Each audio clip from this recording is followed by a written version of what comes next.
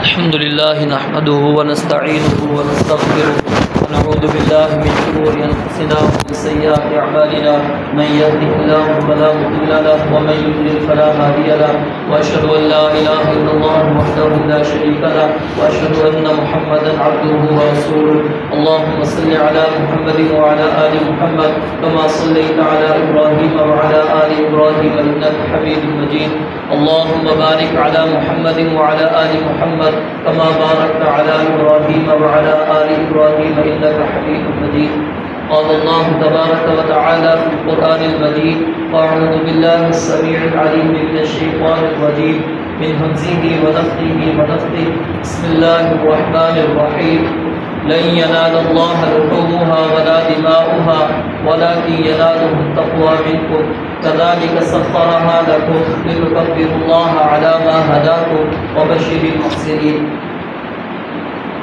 اللہ رب العالمین کا فضل ہے، اللہ تعالیٰ کا احسان ہے کہ رب العالمین نے ہمیں زندگی میں ایک بار خوشی کا موقع عطا کیا، اور اللہ تعالیٰ کا جتنا شکر ادا کیا جائے اتنا ہی کم ہے۔ رب العالمین اہل اسلام کو، مسلمانوں کو سال کے اندر دو ایسے خوشی کے مواقع نصیب کرتے ہیں، ایک عید الفطر اور دوسری عید الاضحیٰ، کہ جس کا انسان مقابلہ نہیں کر سکتا۔ اور کوئی دن آپ انتخاب کر لیں جو اللہ تعالیٰ نے خوشی ان دنوں کے اندر رکھی ہے، کسی اور دنوں کے اندر نصیب ہونے والی نہیں ہے۔ مختصر بات کروں گا، توجہ کیجیے گا۔ آج جس عظیم سنت کے اوپر ہم عمل کرنے کے لیے تیار ہیں، وہ عمل ابراہیم علیہ السلام کی سنت ہے، رسول اللہ صلی اللہ علیہ وسلم کا طریقہ ہے۔ تو یہاں پر یہ بات ذہن نشین رکھیے کہ اللہ رب العالمین کو ہمارے ان قربانی کے جانوروں کی نہ کھالوں کی ضرورت ہے، نہ گوشت کی ضرورت ہے، نہ ہی اللہ رب العالمین ہمارا یہ خون بہانا اللہ رب العالمین کو مطلوب ہے۔ اصل چیز جو انسان کی اللہ رب العالمین کے پاس پہنچتی ہے وہ اس کا دل کا ڈر ہے، خوف ہے، کہ دل کے اندر اللہ رب العالمین کا خوف، تقوی کتنا انسان کے اندر موجود ہے۔ اور یہی تمام عبادات کا اصل ہے، مغز ہے، بنیاد ہے۔ اگر عبادات کے اندر تقوی، پرہیزگاری، خوف، خشیت نہیں ہے تو یاد رکھیے وہ عبادت اللہ رب العالمین کے ہاں مقبول بھی نہیں ہے۔ سیدنا آدم علیہ السلام کے دو بیٹوں کا اللہ رب العالمین نے تذکرہ کیا اور فرمایا کہ انما یتقبل اللہ من المتقین، کہ اگرچہ وہ آدم علیہ السلام کے بیٹے ہیں، نبی کے بیٹے ہیں، لیکن اللہ رب العالمین صرف اسی کی عبادت قبول کرتے ہیں، اسی کی قربانی قبول کرتے ہیں جو متقی ہوگا، پرہیزگار ہوگا، جس کے اندر تقوی ہوگا۔ ان اللہ لا ينظر الى صورکم، اللہ رب العالمین نہ ہماری صورتوں کی طرف دیکھتے ہیں، نہ ہماری جسموں کی طرف دیکھتے ہیں کہ انسان کتنا خوبصورت ہے۔ اللہ رب العالمین کو یہ مطلوب ہی نہیں ہے، انسان کا نقش و نگار کیا ہے، کوئی مطلوب نہیں ہے۔ وَلَٰكِن يَنظُرُ إِلَىٰ قُلُوبِكُمْ وَأَعْمَالِكُمْ، اللہ رب العالمین انسان کے دل کو دیکھتے ہیں، اس کے عمل کو دیکھتے ہیں کہ اس نے یہ عمل کس رضا کے لیے کیا ہے۔ کیا دنیا کی نمود و نمائش حاصل کرنے کے لیے، دنیا کے دکھلاوے کے لیے ریاکاری مقصود تھی، یا اللہ رب العالمین کی رضا مقصود تھی؟ قربانی کو خاص طور پر اس لیے اللہ رب العالمین نے یہاں پر یہ تقوی، اخلاص، ریاکاری اس چیز کا ذکر کیا، کیونکہ اس کے اندر نمود و نمائش ہو جاتی ہے۔ آپ جانور لے کر آئیں گے بازار سے، گھر کے باہر باندھیں گے، آپ جانور کے ساتھ اپنا وقت صرف کریں گے تو ظاہر ہے انسان کے اندر ریاکاری آ سکتی ہے، نمود و نمائش آ سکتی ہے، دکھلاوا آ سکتا ہے کہ لوگ میری قربانی کو دیکھیں، لوگ مجھ سے سوال کریں، لوگ مجھ سے پوچھیں کہ یہ قربانی آخر کتنے کی آپ نے خریدی ہے، کتنی خطیر رقم اس کے اوپر آپ نے خرچ کی ہے، آخر یہ خوبصورت جانور جو آپ لے کر آئے ہیں کیسے آپ کو ملا۔ انسان کی یہ چاہت ہو جاتی ہے، اور یہی چاہت اللہ رب العالمین ہمارے دلوں سے نکالنا چاہتے ہیں۔ صرف اللہ رب العالمین کی رضا اگر انسان کو مطلوب ہے، وہ اللہ رب العالمین کی رضا کے لیے عمل کر رہا ہے، تو یقیناً یہ قربانی اللہ رب العالمین تک ہماری پہنچ رہی ہے۔ وگرنہ ہمارا یہ عمل اللہ رب العالمین کی بارگاہ میں نہیں جا رہا۔ کیوں کہ اللہ رب العالمین کو نہ ہمارے ان جانوروں کا خون مطلوب ہے نہ ہی اس کا گوشت۔ یہ خون ہم نے بہا دیا، اس کے گوشت کو ہم نے استعمال کرنا ہے۔ اللہ رب العالمین غنی ہے، بے پرواہ ہے، رب العالمین کو تو اس بات کی ضرورت نہیں ہے۔ اللہ رب العالمین صرف یہ چیز دیکھنا چاہتے ہیں کہ انسان نے یہ عمل جو کیا ہے وہ کس کے لیے کر رہا ہے۔ اور اخلاص، جب عمل کے اندر اخلاص ہوتا ہے، خالص اللہ رب العالمین کی رضا ہوتی ہے، دنیاوی کوئی مقصد نہیں ہوتا، تو وہ عمل اللہ رب العالمین کے ہاں قبول بھی ہوتا ہے۔ اور وہ عمل اگر انسان اللہ کی بارگاہ کے اندر پیش کرے تو اللہ رب العالمین اس عمل کی لاج بھی رکھتے ہیں۔ وہ 3 بندوں کا واقعہ آپ نے سنا ہے، صحیح بخاری کا واقعہ ہے۔ غار کے اندر پھنس جاتے ہیں، پتھر آ گیا ہے، غار بند ہو چکی ہے، اب وہاں سے نکلنے کا کوئی راستہ نہیں ہے۔ اب آپس میں مشورہ کرتے ہیں کہ یہاں سے کس طرح نکلا جائے۔ یہی بات سمجھ میں آتی ہے کہ اپنے اپنے عمل کو اللہ رب العالمین کی بارگاہ کے اندر پیش کرو، جو خالص اللہ کی رضا کے لیے کیا ہو، دنیاوی کوئی مطلوب کوئی مقصود نہ ہو، نمود و نمائش ریاکاری نہ ہو اس کے اندر، صرف اللہ رب العالمین کی رضا مطلوب ہو اور کچھ نہ ہو۔ انہوں نے اپنے عملوں کو پیش کیا، اللہ رب العالمین نے اس سے ان کو نجات دی۔ اور بھی بے شمار واقعات موجود ہیں۔ نبی مکرم صلی اللہ علیہ وسلم ایک غزوے سے واپس آ رہے ہیں، جنگ سے واپس آ رہے ہیں۔ آپ علیہ السلام صحابہ کو فرماتے ہیں مدینہ کے اندر کچھ لوگ ایسے موجود ہیں جو تمہاری طرح نہیں چلے، ولا قطعتم وادیا، جس طرح تم نے وادیاں کراس کی ہے، وادیاں گزار کر گئے ہو، اس طرح انہوں نے وادیاں کراس نہیں کی، وہ مدینہ کے اندر ہی بیٹھے رہے۔ صحابہ نے تعجب کیا، کیا ہمارے برابر ان کو اجر مل رہا ہے؟ فرمایا کہ ہاں، حبسہم العذر، ان کو صرف عذر نے روک دیا تھا، اللہ رب العالمین نے اس نیت کی وجہ سے ان کو وہی اجر دے دیا جو تمہیں اجر دے دیا۔ اور جو بندہ شہادت کا اللہ رب العالمین سے صدق دل سے سوال کرتا ہے، یہ اخلاص کی اہمیت آپ کے سامنے واضح کر رہا ہوں کہ صدق نیت کے ساتھ اللہ رب العالمین سے شہادت مانگتا ہے، اللہ رب العالمین اگرچہ بندہ اپنے بستر پر فوت ہوتا ہے، بلغہ اللہ منازل الشہداء، اللہ تعالیٰ اس کو شہداء کے مرتبے پر پہنچا دیتا ہے۔ اور پھر جب انسان نیت خالص کر کے رات کو وضو کر کے سوتا ہے اور وہ رات کو اٹھ کر قیام اللیل نہیں کر سکا، نیت تھی، ارادہ تھا، نبی مکرم صلی اللہ علیہ وسلم فرماتے ہیں اس شخص کو اللہ رب العالمین اس نیت کی بنیاد کے اوپر، اس نے نیت کی تھی میں رات کو اٹھوں گا، قیام اللیل کروں گا، میں 2-4 رکعتیں پڑھوں گا، رب العالمین کے سامنے قیام کروں گا، لیکن نہیں اٹھ سکا، اللہ رب العالمین اس بندے کو بھی اجر دیتے ہیں۔ اللہ رب العالمین انسان کی محنت کو ضائع نہیں کرتے۔ تو میرے بھائیوں، پہلی چیز ہمارے اس عمل کے اندر اخلاص ہونی چاہیے۔ اگر اخلاص نہیں ہے تو پھر یاد رکھیے ہماری یہ قربانی اللہ کی بارگاہ کے اندر تک جانے والی نہیں۔ اور دوسری چیز، سنت رسول اللہ صلی اللہ علیہ وسلم کا طریقہ وہ بھی لازم ہے، اگر وہ بھی نہیں ہے تو انسان کا عمل بھی قبول نہیں ہوتا۔ اور اس کی وضاحت نبی مکرم صلی اللہ علیہ وسلم نے عید الاضحیٰ کے خطبے کے اندر ہی بیان فرمائی تھی۔ آپ علیہ السلام نے خطبہ دیا اور فرمایا کہ ہم مسلمان سب سے پہلے نماز پڑھتے ہیں، اس کے بعد جا کے ہم قربانی کرتے ہیں۔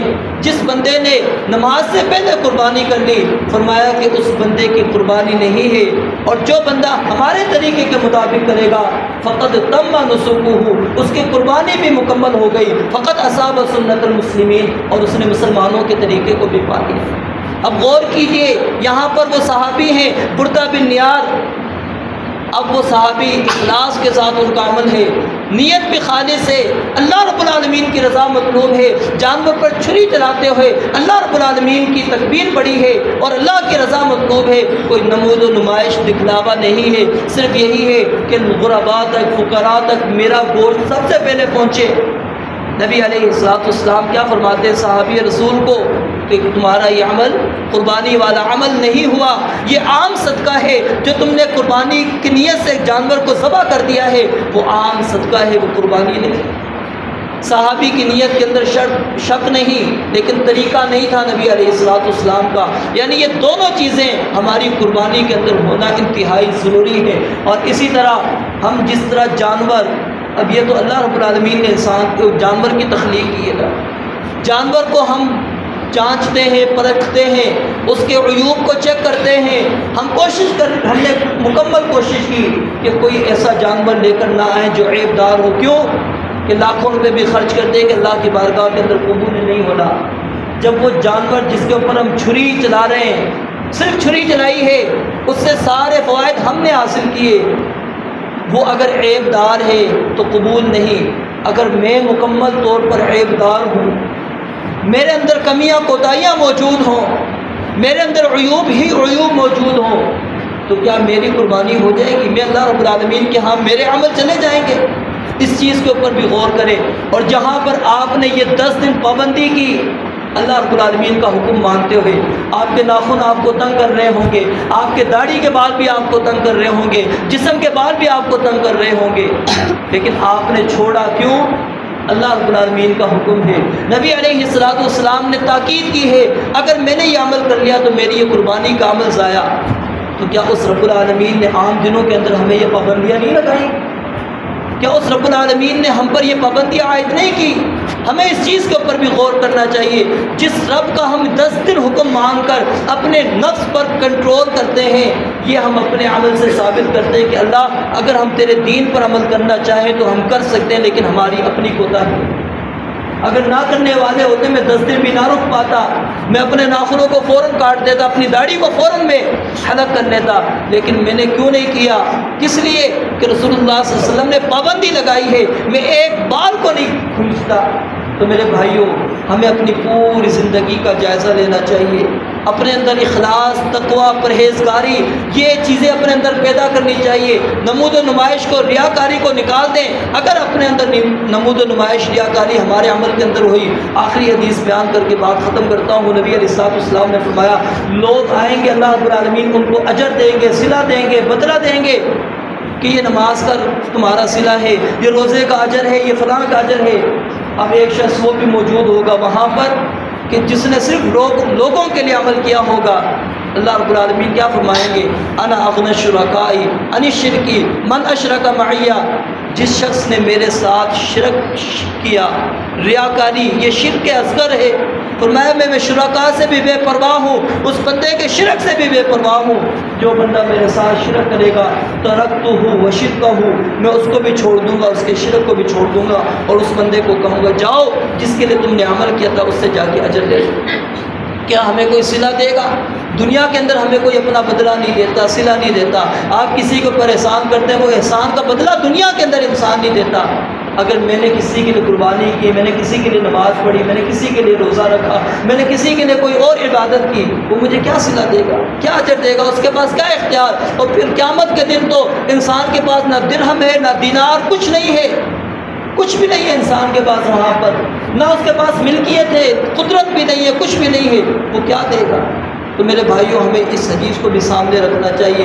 وہ وعیدیں بھی ہمارے سامنے ہونی چاہیے. من کان یرید الحیات الدنیا وزینتها نوفی الیہم فیہا اعمالہم وہم فیہا لا یبخسون. اللہ دنیا میں دیتے ہیں، آخرت میں پھر انسان کو کچھ بھی نہیں ملتا. رب العالمین سے دعا ہے کہ اللہ تعالیٰ ہماری عبادات کے اندر اخلاص پیدا فرمائے. اللہ رب العالمین ہماری عبادات کے اندر تقویٰ، للہیت، خشیت، خوف اللہ رب العالمین پیدا فرمائے. اور جو عبادات کا بنیادی مقصد ہے اللہ رب العالمین ہمیں وہ حاصل کرنے کے اندر اللہ رب العالمین ہماری اللہ تعالیٰ ہماری مدد فرمائے. اور اللہ رب العالمین ہی کی توفیق کے ساتھ ہم نیکیاں کرتے ہیں. رب العالمین کا جتنا شکر کیا جائے، جتنا اللہ رب العالمین کا احسان اس کے پر، اللہ رب العالمین کے فضل پر، اللہ رب العالمین کے احسان پر، اللہ رب العالمین کی نعمتوں کی قدر کی جائے، شکر کی جائے تو لئن شکرتم لازیدنکم، اللہ بڑھا کر دیتے ہیں. تو میرے بھائیوں، اس شکر والے دن کو، اس نعمت والے دن کو، خوشی والے دن کو خوشی کے ساتھ بھی گزاریں، اور ساتھ میں اپنے ساتھ غرباء کو، فقراء کو، مساکین کو، اپنے دوست احباب کو، اپنے رشتہ داروں کو، عزیز و قارب کو، سب کو اپنی خوشیوں کے اندر شریک رکھیں. اور جہاں آپ قربانی خود کرتے ہیں اپنے دوست احباب کو بھی کریں. یہ جو 3 حصوں والی بات ہے یہ درست نہیں، لیکن ایک لحاظ سے دیکھی جائے تو اس کے اندر یعنی کہ ہمیں یہ چیز خاص خیال رکھنا چاہیے کہ غرباء کے اندر بھی ہمارا کچھ نہ کچھ قربانی کا گوشت جانا چاہیے. اسی طرح ہمارے عزیز و قارب دوست احباب کے اندر بھی جانا چاہیے. القانع والمعتر، جو آپ سے سوال نہیں کرتا، جو آپ سے مانگتا نہیں، اس کو ضرور دیں. جو آپ سمجھتے ہیں اس نے قربانی نہیں کی اور یہ ضرورت مند ہے، کیونکہ غربا کی یہ ایک ہی آس ہوتی ہے، عام دنوں میں وہ خرید نہیں سکتے، تو یہی ایک خوشی کا موقع ہوتا ہے ان کے پاس کہ ہمارے پاس بھی آج گھر میں گوشت آئے گا، ہم بھی کھائیں گے، بچے بھی کھائیں گے۔ تو اس لیے یہ خاص طور پر ہمیں اپنے محلوں کے اندر، اپنے عزیز و قارب رشتہ داروں کے اندر خاص طور پہ اس چیز کا خیال رکھنا چاہیے کہ جو ایسے لوگ ہیں سفید پوش ہیں جو قربانی نہیں کر سکے، ان کے ساتھ ضرور اپنے گوشت کو تقسیم کریں، اپنے دوست احباب بہن بھائیوں کو، دیگر احباب کو بھی دیں۔ رب العالمین سے دعا ہے کہ اللہ تعالیٰ ہماری عبادات کو اپنی بارگاہ کے قبول منظور فرمائے، اور اللہ تعالیٰ ہماری اس قربانی والے عمل کو اخلاص کے ساتھ اللہ تعالیٰ کرنے کی توفیق عطا فرمائے۔ رب العالمین سے دعا ہے جتنے بھی ہم اعمال کریں اللہ رب العالمین اپنی بارگاہ میں قبول فرمائے۔ الحمدللہ رب العالمین الرحمن الرحیم مالک یوم الدین الحمد لله حمدا كثيرا وسبحان الله بكرة وأصيلا يا رب لك الحمد كما ينبغي لجلال وجهك ولعظيم سلطانك لا إله إلا الله وحده لا شريك له له الملك وله الحمد وهو على كل شيء قدير اللهم صل على محمد وعلى آل محمد كما صليت على إبراهيم وعلى آل إبراهيم إنك حميد مجيد اللهم بارك على محمد وعلى آل محمد كما باركت على إبراهيم وعلى آل إبراهيم إنك حميد مجيد ربنا آتنا في الدنيا حسنة وفي الآخرة حسنة وقنا عذاب النار ربنا لا تؤاخذنا إن نسينا أو أخطأنا ربنا ولا تحمل علينا إصرا كما حملته على الذين من قبلنا ربنا ولا تحملنا ما لا طاقة لنا به واعف عنا واغفر لنا وارحمنا أنت مولانا فانصرنا على القوم الكافرين لا إله إلا أنت سبحانك إنا كنا من الظالمين اللهم اغفر لنا ما قدمنا وما أخرنا وما أسررنا وما أعلنا أنت أعلم به منا أنت المقدم وأنت المؤخر لا إله إلا أنت اللهم إنا نعوذ بك من عذاب القبر ونعوذ بك من عذاب جهنم ونعوذ بك من فتنة المسيح الدجال ونعوذ بك من فتنة المحيا والممات اللهم إنا نعوذ بك من المأثم والمغرم اللهم اغفر لنا ما قدمنا وما أخرنا وما أسررنا وما أعلنا أنت أعلم به منا أنت المقدم وأنت المؤخر لا إله إلا أنت يا حي يا قيوم برحمتك نستغيث يا حي يا قيوم برحمتك نستغيث يا حي يا قيوم برحمتك نستغيث اللهم إنا نعوذ بك من جهد البلاء ودرك الشقاء وسوء القضاء وشماتة الأعداء اللهم إنا نعوذ بك من زوال نعمتك وتحول عافيتك وفجاءة نقمتك وجميع سخطك يا حي يا قيوم برحمتك نستغيث اللهم طهر قلوبنا من النفاق وأعمالنا من الرياء وألسنتنا من الكذب وأعيننا من الخيانة فإنك تعلم خائنة الأعين وما تخفي الصدور اللهم إنا نعوذ بك من جهد البلاء ودرك الشقاء وسوء القضاء وشماتة الأعداء اللهم اغفر لنا وللمؤمنين والمؤمنات والمسلمين والمسلمات والأحياء منهم والأموات اللهم ألف بين قلوبهم واصلح ذات بينهم وانصرهم على عدوك وعدوهم اللهم لعن الكفرة الذين يصدون عن سبيلك ويكذبون رسلك ويقاتلون أولياءك اللهم خالف بين كلمتهم وزلزل أقدامهم وشتت شملهم ومزق جمعهم ودمر ديارهم وأنزل بهم بأسك الذي لا ترده عن القوم المجرمين اللهم انصر الإسلام والمسلمين اللهم انصر الإسلام والمسلمين اللهم انصر الجهاد والمجاهدين اللهم انصر عبادك المستضعفين في فلسطين اللهم انصر عبادك المستضعفين في فلسطين اللهم انصر عبادك المستضعفين في غزة اللهم انصر المسلمين في كل مكان اللهم انصرهم واحفظهم وثبت أقدامهم اللهم ثبت أقدام المجاهدين اللهم احفظهم كما تحفظ به عبادك الصالحين اللهم اشفنا واشف مرضانا ومرضات المسلمين اللهم اشفنا واشف مرضانا ومرضات المسلمین اللهم اشفنا واشف مرضانا ومرضات المسلمین. یا اللہ جتنے بھی بیمار ہیں گھروں میں ہاسپٹل میں ہیں یا اللہ تمام کو شفا کاملہ عاجلہ عطا فرما. یا اللہ جتنے بھی بے اولاد ہیں یا اللہ ان کو نیک اور صالح اولاد عطا فرما. یا اللہ ہماری اور ہماری اولاد کی اصلاح فرما. یا اللہ ہمارے حکمرانوں کی اصلاح فرما. یا اللہ ہمارے ملک پاکستان کی حفاظت فرما. یا اللہ ہمارے ملک پاکستان کی حفاظت فرما. یا اللہ ہماری کامل مغفرت فرما. یا اللہ ہماری کامل مغفرت فرما.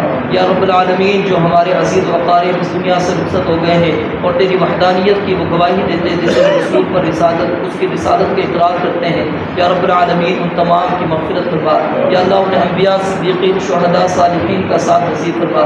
یا اللہ انہیں انبیاء صدیقین شہداء صالحین کا ساتھ نصیب فرما. یا اللہ جو بھی حاضرین مجلس ہیں یا اللہ جن کی جو نیک تمنائیں نیک خواہشات ہیں نیک آرزو ہے یا اللہ اپنی بارگاہ میں اس کو قبول و منظور فرما. یا اللہ ان کی نیک خواہشات کو پوری فرما. یا اللہ ان کی نیک تمناؤں کو پوری فرما۔ یا اللہ جتنے بھی مقبوض ہیں یا اللہ اپنی خاص رحمت فرما ان پر۔ یا اللہ جتنے بھی مسلمان پریشان ہیں یا اللہ ان پر اپنی خاص نصرت مدد فرما۔ یا اللہ ان پر اپنی خاص نصرت و مدد نازل فرما۔ یا اللہ ہماری عبادات کو اپنی بارگاہ کے اندر قبول و منظور فرما۔ یا اللہ ہمیں عبادات کے اندر اخلاص، تقویٰ، للہیت، خشیت پیدا کرنے کی توفیق عطا فرما۔ یا اللہ ہمیں اخلاص کے ساتھ اعمال کرنے کی توفیق عطا فرما۔ یا اللہ اس مسجد کو آباد فرما۔ یا اللہ اس مرکز کو آباد فرما۔ یا اللہ ہمارے دلوں کے اندر اسلام کی محبت، ایمان کی محبت پیدا فرما۔ اللہم حبب الینا الایمان وزینہ فی قلوبنا وکرہ الینا الکفر والفسوق والعصیان ربنا تقبل منا انک انت السمیع العلیم وتب علینا انک انت التواب الرحیم وصلی اللہ علی النبی خیر خلقہ محمد وعلی آلہ وصحبہ اجمعین برحمتک یا رب۔